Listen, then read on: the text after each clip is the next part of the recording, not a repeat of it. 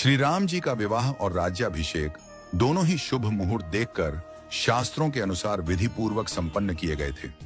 फिर भी न तो उनका वैवाहिक जीवन सुखद रहा और न ही राज्याभिषेक पूर्ण हो सका।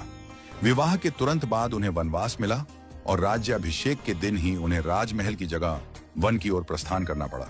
यह सब विधि का विधान था। जब इस दुखद परिस्थिति का कारण पूछा गया तो महर्षि वशिष्ठ जी ने कहा, सुनहु भरत, भावी प्रबल बिलखी कहेउ मुनिनाथ, हानि लाभ जीवन मरण यश अपयश विधि हाथ। हे भरत, भावी बहुत बलवान होता है, हानि लाभ जीवन मरण यश अपयश सभी विधाता के हाथ में है। मनुष्य चाहकर भी भाग्य को नहीं बदल सकता। श्री राम जो धर्म के मूर्तिमान स्वरूप हैं, जिनके जीवन का प्रत्येक क्षण मर्यादा और सत्य की मिसाल है, वे भी अपने भाग्य को नहीं टाल सके।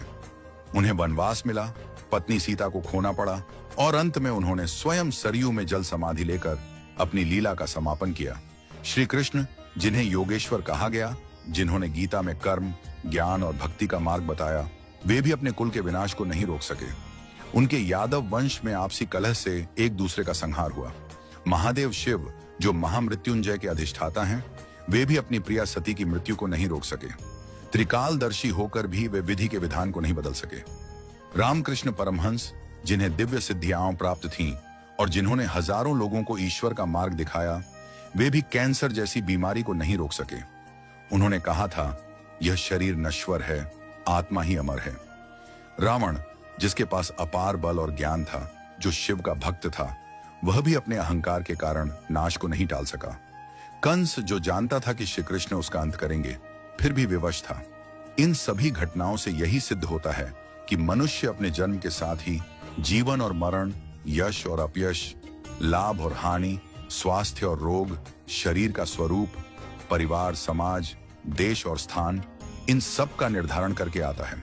मनुष्य को यह भ्रम होता है कि वह सब कुछ नियंत्रित कर रहा है, लेकिन वास्तव में सब कुछ ईश्वर के संकेत से ही चलता है। इसीलिए साधक को चाहिए कि वह मन, वचन और कर्म से सहज, सरल और सदाचारी बना रहे, सदैव प्रभु का स्मरण करता रहे और अपने कर्तव्यों को श्रद्धा और निष्ठा से निभाए। मुहूर्त न जन्म के लिए तय होता है, न मृत्यु के लिए। जब जन्म और मृत्यु ही निश्चित नहीं होते, तो बाकी सब कुछ क्षणिक और अस्थायी है। केवल प्रभु का नाम ही शाश्वत सत्य है। इसलिए सदैव ईश्वरमय रहो और आत्मा को परमात्मा के निर्देशों में लीन कर दो। यही सच्चा जीवन है। नियति को स्वीकार करना और प्रभु में समर्पित रहना। हमेशा अपना कर्म करो और बाकी सब कुछ प्रभु के ऊपर छोड़ दो। वही सब करने वाले हैं। हम और आप तो बस कठपुतली हैं जो प्रभु की इच्छा से चल रहे हैं। तो जैसा प्रभु को चलाना है वैसे ही चलते रहो और जैसा प्रभु को करना उसको होने दो।